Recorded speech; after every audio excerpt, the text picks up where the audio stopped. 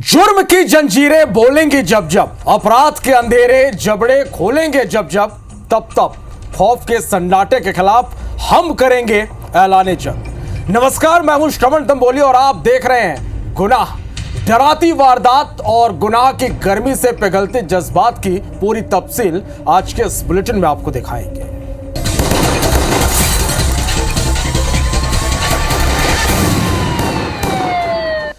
पहले मेरठ में नीले ड्रम से दहशत, फिर औरैया में भाड़े का कातिल, और उसके बाद मुजफ्फरनगर में जहर वाली कॉफी, और अब देवरिया में सूटकेस कांड।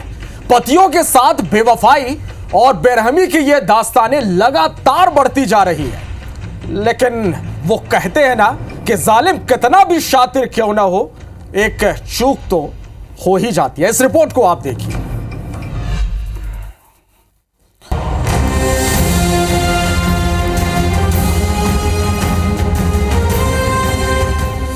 नहीं थम रहा मौत का तांडव।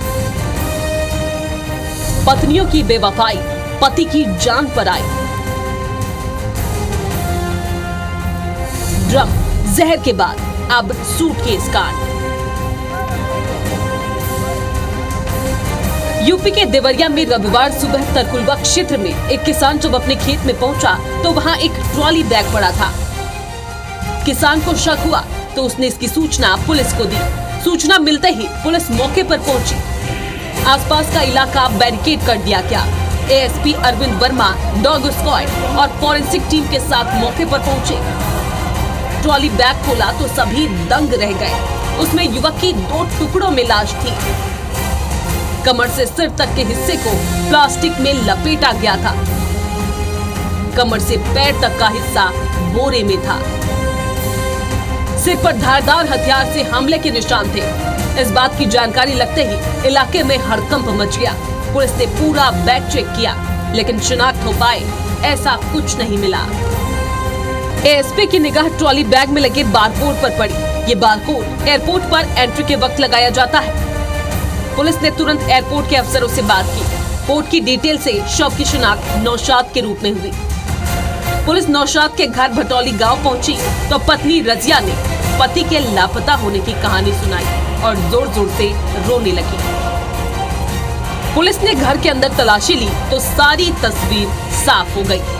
घर में कई जगह खून के निशान मिले। दूसरे बैग में भी खून लगा था। पत्नी ने पति को उसी ट्रॉली बैग में भरा जिसे वो दुबई से लेकर आया था। ट्रॉली बैग में एयरपोर्ट का बारकोड था जिससे नौशाद अहमद की पहचान हुई। पुलिस ने पत्नी रजिया को हिरासत में लेकर सख्ती से पूछताछ की। रजिया ने प्रेमी के साथ मिलकर पति की हत्या की बात कबूल कर ली। पत्नी का भांजे रुमान के साथ संबंध है। नौशाद प्रेम में बाधा बन रहा था। भांजे के साथ मिलकर पति को मार डाला। आरोपी भांजा फरार है। नौशाद दुबई में ड्राइवर था। वो 10 दिन पहले ही घर आया था। नौशाद को अपनी पत्नी के अफेयर के बारे में पहले से पता था।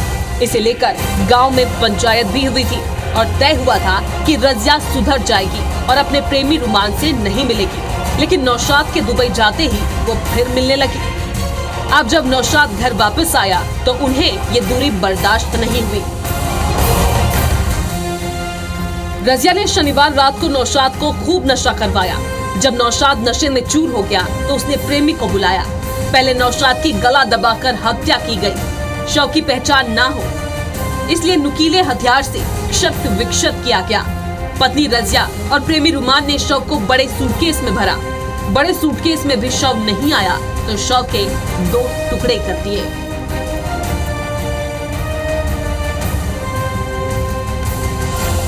इस हत्याकांड के बाद से नौशाद की बेटी और पिता सदमे में हैं। पुलिस ने आरोपी पत्नी को गिरफ्तार कर लिया है। प्रेमी रुमान अभी भी पुलिस की गिरफ्त से बाहर है।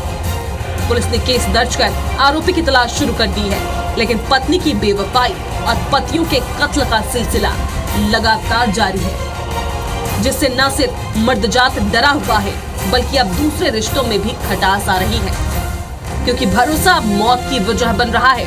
आखिर ये पतियों के कत्ल की कहानी कहां जाकर थमेगी, ये बड़ा सवाल है। Bureau report, IBC 24। तो अब तक आपने उत्तर प्रदेश के देवरिया में हुए हत्याकांड की रिपोर्ट देखी और जाना कि किस तरह एक बेरहम पत्नी ने पति को मौत के घाट उतार दिया। इधर मोहल्ला मानपुर में भी कुछ ऐसी गुनाह की दास्तान सामने आई है, जहां पुलिस ने कंधे कत्ल की गुत्थी सुलझाते हुए आरोपी पत्नी और उसके प्रेमी साथी को गिरफ्तार किया है। पुलिस के मुताबिक यह हत्या प्रेम प्रसंग और अवैध संबंधों के चलते की गई थी। दरअसल पुलिस को 17 अप्रैल के दिन बिरजू टोला गांव के एक खेत में अज्ञात युवक की लाश मिली थी, जिसकी पहचान उर्जे निवासी संजू मांझी के रूप में हुई। पुलिस ने शव को पोस्टमार्टम कराया तो रिपोर्ट में गला दबाकर हत्या करने की बात सामने आई और इसी आधार पर पुलिस ने संदेहियों से पूछताछ की तो पूरी कहानी पानी की तरह साफ हो गई। पुलिस ने खुलासा करते हुए बताया कि आरोपी युगल और मृतक की पत्नी के बीच पिछले 6 महीने से अवैध संबंध थे, जिसका मृतक पति संजू को पता चला तो उसने पत्नी से मारपीट की, जिसके बाद पत्नी और प्रेमी ने मिलकर 13 अप्रैल की रात प्लान बनाकर संजू को रास्ते से हटा दिया। पुलिस ने मृतक की पत्नी, प्रेमी युगल और उसके साथी धर्मेंद्र को अब सलाखों के पीछे पहुंचा दिया है। ज्ञात लाश पड़ा हुआ है, वहाँ पर तत्काल पुलिस टीम पहुंची और वहाँ पर आज पूछताछ में मृतक की पत्नी यशोदा ही मेन कहानीकार निकली। अपने प्रेमी युगल कुंजाम के सहयोग से उसको ठिकाने लगाना पाया गया।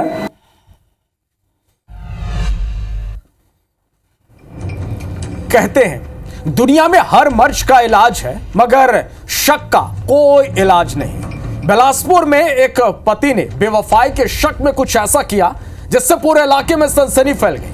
यहां इरादा बदले का था और शिकार हुआ पति का आशिक दूध वाला।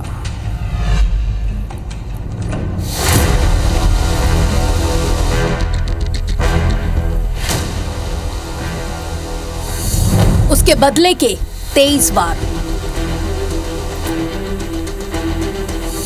हाथ में धारदार हथियार,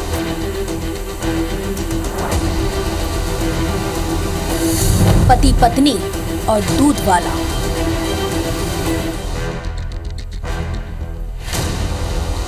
इन तस्वीरों को ध्यान से देखिए। जिस तरह से बेपरवाह ये दूध वाला अपनी मस्ती में मस्त चला आ रहा है और अचानक उस पर कहीं से हमला हो जाता है। वो हक्का बक्का जब तक कुछ समझ पाता तब तक वो लहूलुहान हो जाता है। आरोपी चापड़ से उस पर एक के बाद एक कई बार करता है। जब तक उस आरोपी का गुस्सा शांत नहीं होता तब तक वो रुकता ही नहीं है। एक के बाद एक 23 बार कर इस घटना को अंजाम देता है। आरोपी ने इस दौरान दूध वाले के सिर और गर्दन पर कई गंभीर वार किए। वारदात पास में ही लगे सीसीटीवी कैमरे में कैद हो गई। ये पूरी घटना बिलासपुर के तालापारा इलाके की बताई जाती है। घटना की जानकारी लगते ही पुलिस दलबल के साथ मौके पर पहुंची और घायल जयपाल को अस्पताल में भर्ती कराया। पुलिस ने केस दर्ज कर तुरंत आरोपी मोबिन की तलाश शुरू कर दी और आखिरकार उसे गिरफ्तार करने में बड़ी सफलता हासिल की। पुलिस के मुताबिक ये घटना महज शक के चलते अंजाम दी गई थी। आरोपी मोबिन को शक था कि जयपाल के साथ उसकी पत्नी के अवैध संबंध हैं और इसी वजह से मोबिन की पत्नी उसको छोड़कर अपने मायके चली गई। प्रतिदिन ये बिलासपुर दूध बांटने बिक्री करने आता था कि आज भी सुबह तालापारा में बिक्री करने आया था कि ये मोहम्मद मोबिन ने उसको चापड़ से प्राणघातक हमला किया है, जिससे उसकी स्थिति काफी गंभीर है। आरोपी को गिरफ्तार कर लिया गया। आरोपी से पूछताछ पर यही बात बताया है कि उसकी पत्नी से गलत संबंध रखता था। फिलहाल जयपाल बुरी तरह से घायल है। अचानक हुए हमले से वो दहशत में है, सहमा हुआ है, डरा हुआ है। अस्पताल में उसका इलाज बाकायदा जारी है और पुलिस इस केस की जांच में भी जुटी हुई है। लेकिन इस घटना के सामने आने से एक सवाल और उठने लगा है कि क्या महज शक की बिना पर किसी पर भी जानलेवा हमला करना जायज है? क्या पति और पत्नी के रिश्तों में अब भरोसा डगमगा रहा है, या फिर इस कहानी को भी पति पत्नी और वो के किरदारों से ही गढ़ा गया है? जितेंद्र थवाइट, IBC 24, बिलासपुर। और अब बात एक ऐसी खबर की जो देश भर में चर्चा का विषय बनी हुई है। डीजीपी जिस पर पूरे क्षेत्र की सुरक्षा की जिम्मेदारी होती है, अगर मैं कहूं कि वही अपने घर में सेफ नहीं है तो आपको लगेगा ऐसा कैसे हो सकता है, मगर ऐसा हुआ है कर्नाटक के बेंगलुरु में, जहां पूर्व डीजीपी ओम प्रकाश की रविवार को घर में ही हत्या कर दी गई। पुलिस ने पत्नी और बेटी को पूछताछ के लिए हिरासत में लिया और यह बताया जा रहा है कि पत्नी का मानसिक संतुलन ठीक नहीं था। झगड़े के बाद पत्नी ने ही पति की हत्या की है। हालांकि पुलिस अभी पूछताछ कर रही है। बता दें कि पूर्व डीजीपी ओम प्रकाश 1981 बैच के आईपीएस अफसर हैं, जो कि मूल रूप से बिहार के चंपारण के रहने वाले थे। पत्नी के साथ उनकी अनबन चल रही थी। पुलिस के मुताबिक ओम प्रकाश और पत्नी में आए दिन झगड़े होने की जानकारी पड़ोसियों और उनके रिश्तेदारों को भी थी। हालांकि अब पुलिस पत्नी और बेटी से पूछताछ कर रही है।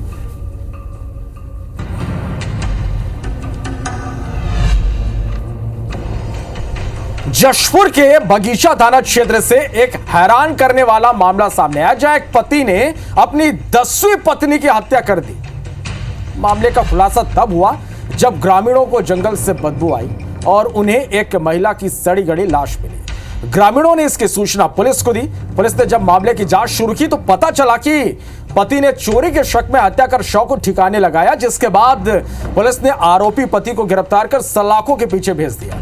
बता दें कि 38 साल का ढूलाराम नौ शादी कर चुका है, लेकिन कोई भी पत्नी उसके पास ज्यादा समय तक टिक नहीं सकी।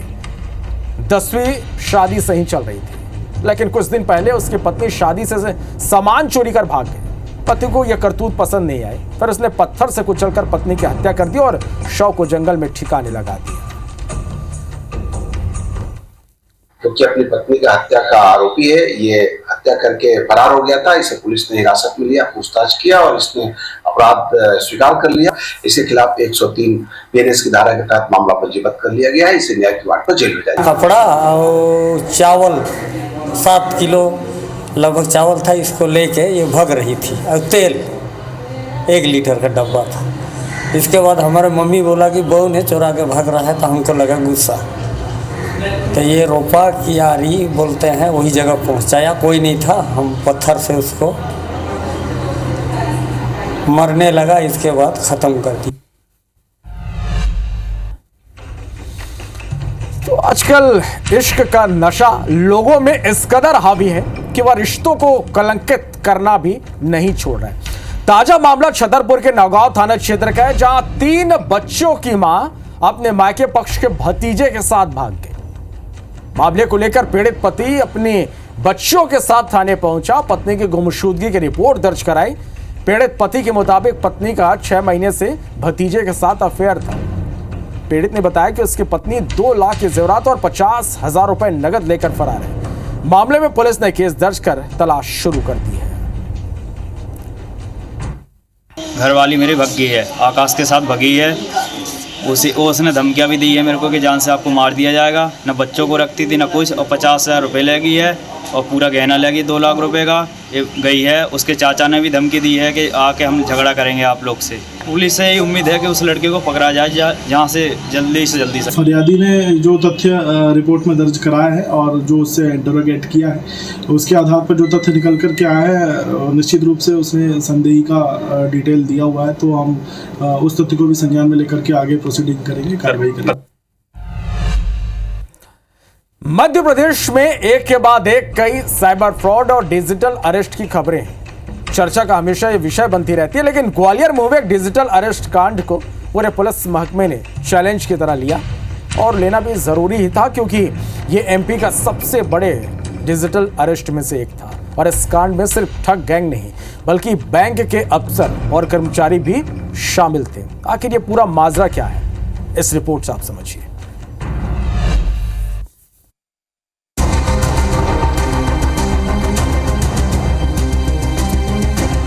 लंबे वक्त से डिजिटल ठगी के देश भर में हजारों केस सामने आ चुके हैं, लेकिन ये जानकर पुलिस भी हैरान है कि ठगों के इस रैकेट में निजी बैंक के अधिकारी और कर्मचारी भी मिले हुए हैं। पिछले हफ्ते ग्वालियर में रामकृष्ण मिशन आश्रम के सचिव सुप्रिय दीपतानंद को मनी लॉन्ड्रिंग के केस में फंसाने के नाम पर 26 दिन तक डिजिटल अरेस्ट रखा गया। 2 करोड़ 52 लाख रुपए की ठगी को अंजाम दिया गया, जिसके बाद ग्वालियर पुलिस ने एसआईटी का गठन कर केस की जांच शुरू की। पैसे कहां और किसके खाते में ट्रांसफर हुए, इसकी जांच हुई तो पुलिस ने पाया कि उज्जैन जिले के बंधन बैंक में 10 लाख रुपए ट्रांसफर हुए। एसआईटी ने उज्जैन में बड़ा एक्शन लिया और बैंक से जुड़े 6 लोगों को गिरफ्तार कर लिया। इस पूरे खेल का मास्टरमाइंड उदय राज है, जिसने पूरी भूमिका बनाई थी। इसमें इमीडिएटली एसआईटी कॉन्स्टिट्यूट की गई थी और एसआईटी की टीम ने लगातार काम करते हुए इस केस के जो प्रमुख 6 आरोपी हैं उनको गिरफ्तार किया है। जो बंधन बैंक है, जो नागदाम संचालित होती है, बंधन बैंक के सहायक प्रबंधक को अरेस्ट किया है। प्राइमरी जो इन्वेस्टिगेशन हुई है इसमें ये भी सामने आया है कि इस ब्रांच के ऐसे अनेकों खाते हैं जिनका उपयोग इस प्रकार की फ्रॉडुलेंट राशि को निकालने में किया गया है। ग्वालियर पुलिस और क्राइम ब्रांच पुलिस ने आरोपियों को कोर्ट में पेश करके 5 दिन के रिमांड पर लिया है। इस दौरान बड़े खुलासे भी हुए हैं। उज्जैन की बंधन बैंक के शाखा प्रबंधक विश्वजीत बर्मन ठगों के कहने पर बैंक में खाता खुलवाता था। शुभम राठौर ऑफिस बॉय हिमांशु से मिलकर फर्जी खाता खोलता। कैशियर काजल जायसवाल पैसों को निकालने और ट्रांसफर करने का काम करती थी। तुषार गोमे 3 महीने में ही बैंक के खाते से 3 करोड़ रुपए निकाल चुका है। सब्जी विक्रेता राहुल कहार के खाते में ही स्वामी से ठगे गए करीब 10 लाख रुपए ट्रांसफर किए गए थे। किशोर विनाग्या पैसे निकालने और ट्रांसफर करने का काम करता था।